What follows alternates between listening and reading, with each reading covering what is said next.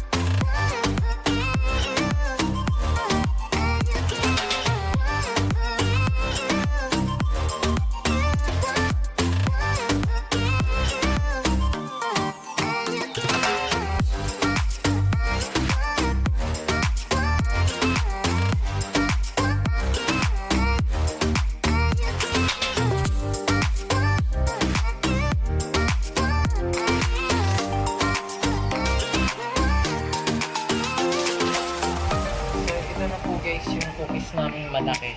Ayun po, isang salang ko na po. Ginawa ko siyang isang salang kasi tinatamad ako magpa-isa-isa na isang 1 tablespoon. So instead na 1 tablespoon, ginagawa ko na siyang isang salang na po. So, ayun. So, ayun. Malapit na po siyang maluto. So, ayun, babaliktarin ko na po siya. Check ko na lang kung tingnan ko kung pwede na siyang mabaliktad. Nasunog naman na doon. Ano po? Hindi pa siya sunog. Malapit na lang video proper. So hindi pa siya kayang baliktarin. Hindi pa.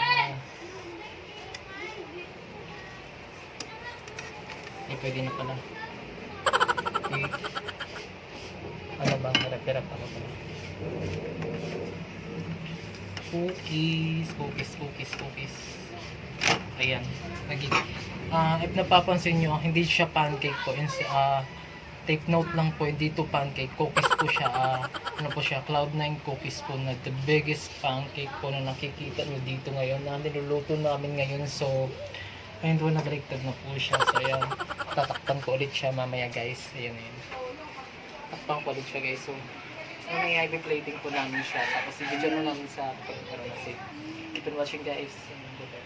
Biggest cookies natin. So, ayan.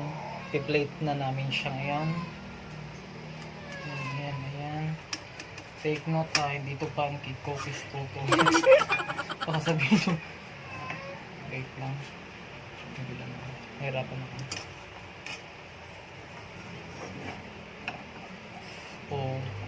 Lumaki siya ng lumaki. Wait lang.